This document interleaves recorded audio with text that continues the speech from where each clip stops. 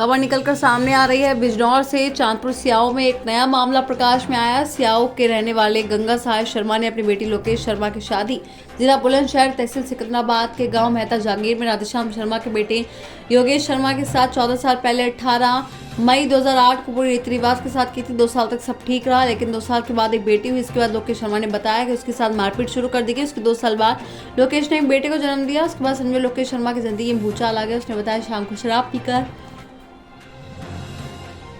उसका पति रोज उसको मारने पीटने लगा। लोकेश ने बताया कि उसके पति की पहले एक शादी और हो चुकी थी। इसको एक बेटा भी था। किसी कारण उसकी दूसरी बीवी जलकर मर गई थी। उसका बेटा 18 साल का हो चुका है। वह भी मेरे साथ मारपीट करता है। उसने बताया कि 6 साल पहले रामबली देवी पति योगेश शर्मा सहित परिवार वालों ने इसे मारपीट कर घर से निकाल दिया। इसके बाद वे दोनों बच्चों को लेकर अपने पिता के यहाँ कर रहने लगी। उसका पिता मंदिर में पुजारी काम करते हैं। 1 साल पूर्व उनकी मृत्यु हो गई। भाई और माँ सियाओ घर में रहते हैं। लोकेश मंदिर में दोनों बच्चों को लेकर 3000 महीने में मंदिर की साफ सफाई काम करती है। उसी से अपना गुजर बसर करती है। उसने कहा कि अगर मजाक ससुराल जाऊंगी तो वह मुझे जान से मार देंगे। मैं चांदपुर चौकी में अधिकारी कर, लेकिन मेरी कहीं भी सुनवाई नहीं हुई। वहीं उत्पीड़न करते थे और पूरा फोन करने पर जान से मारने की धमकी भी देते थे। मुझे इंसाफ चाहिए। बिजनौर से धर्मेंद्र कुमार की रिपोर्ट।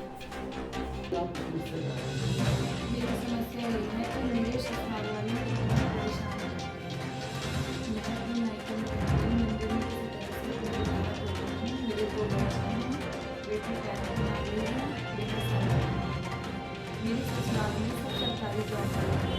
मुझे बहुत मारते हैं, पीटते हैं, परेशान करते हैं। मेरे ससुर जो हैं जिला बुलंदशहर तहसील सिकंदराबाद गाँव में रहते हैं। मेरे ससुर सरकारी स्वास्थ्य विभाग से रिटायर्ड हैं और मेरे 2 देवर हैं, वो पुलिस में हैं। मेरे पति मुझे शराब पीकर मारते हैं तो ससुराल में मेरी कोई मदद नहीं करता, बचाते भी नहीं हैं मुझे।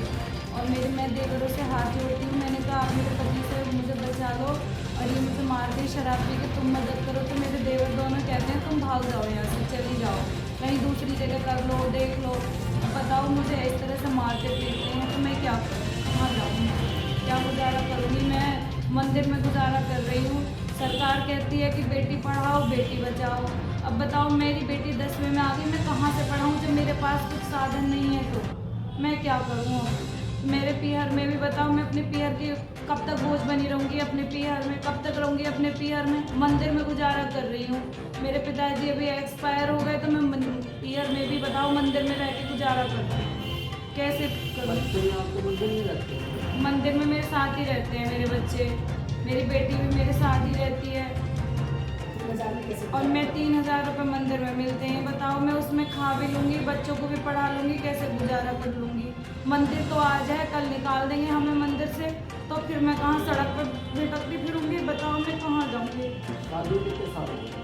मेरी शादी को 14 साल हो गए। 2008 में हुई थी मेरी शादी। तब से इन लोगों ने मेरे साथ मारपीट करनी शुरू कर दी।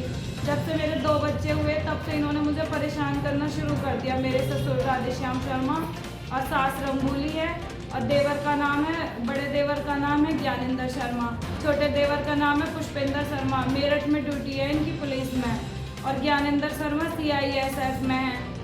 अब मेरी देवरानी पवित्रा शर्मा बड़ी है, छोटी नेहा शर्मा है। वे दोनों भी मेरी मदद नहीं करती किसी तरीके से भी। देवर भी मेरी मारते हैं, पीटते हैं, सब मारते हैं मुझे। महेपा जागीर में हुई थी। मैं रहती हूँ जिला बिजनौर की बेटी हूँ मैं, गांव सियाऊ और चांदपुर की बेटी हूँ मैं। मेरे पिताजी पंडित आदमी थे, कथावार्ता करते थे। अभी 5 महीने पहले ही एक्सपायर हुए वो। अब बताओ मैं क्या करूँ, मैं कहाँ जाऊँ। और मेरे हस्बैंड की पहले शादी हो गई थी तो उनके एक लड़का भी है। मेरे परिवार वाले गरीब थे तो उन्होंने ऐसी शादी कर दी थी मेरी। अब जब उन्होंने मुझे मारना पीटना शुरू कर दिया, उन्होंने कह रहे कि बच्चे क्यों करे थे ने। बताओ मेरी शादी हुई थी तो बच्चे तो होते ही मेरे। अब जब से मेरे बच्चे हुए हैं, नानी के घर पे बच्चे हुए हैं और मेरे ससुर ने मेरे बेटे का नाम भी नहीं रखवाया। मेरी बेटी कोई देखने भी ना आया जब मेरे बच्चे हुए थे। तब से मुझे परेशान करते कि बच्चे क्यों करे, मेरा हिस्सा भी नहीं देते, मुझे मार पीट के निकाल दिया।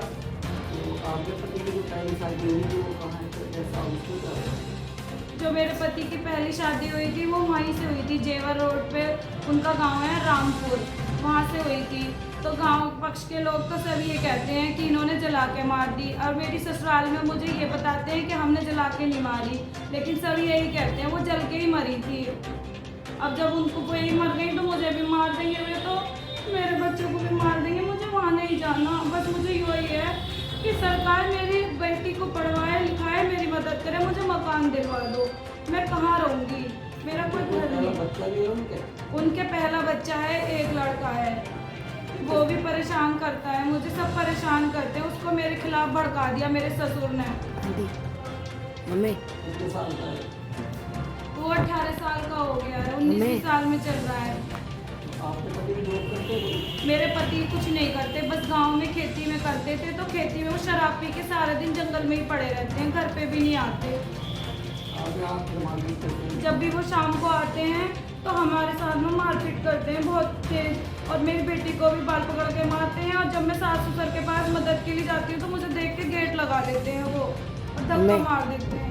तो मंदिर में कब से आ रही है? मंदिर में मैं 2 साल से रह रही हूँ।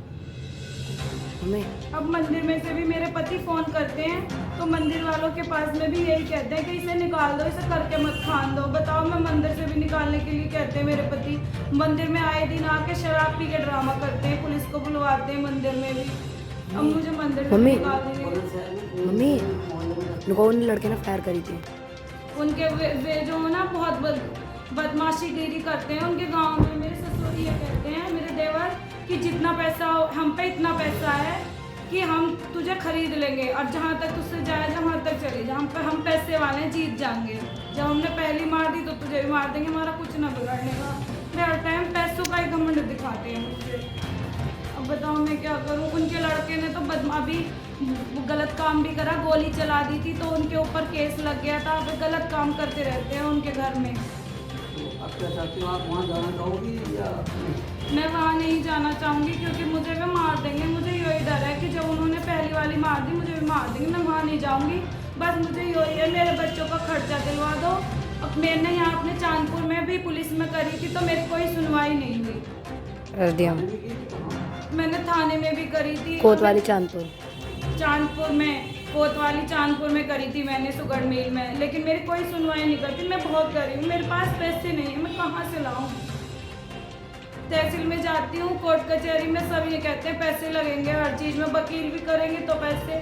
मेरे पास पैसे ही नहीं है, बच्चों को पढ़ाने तक के लिए नहीं है, तो मैं कहाँ से जाऊँ बताओ।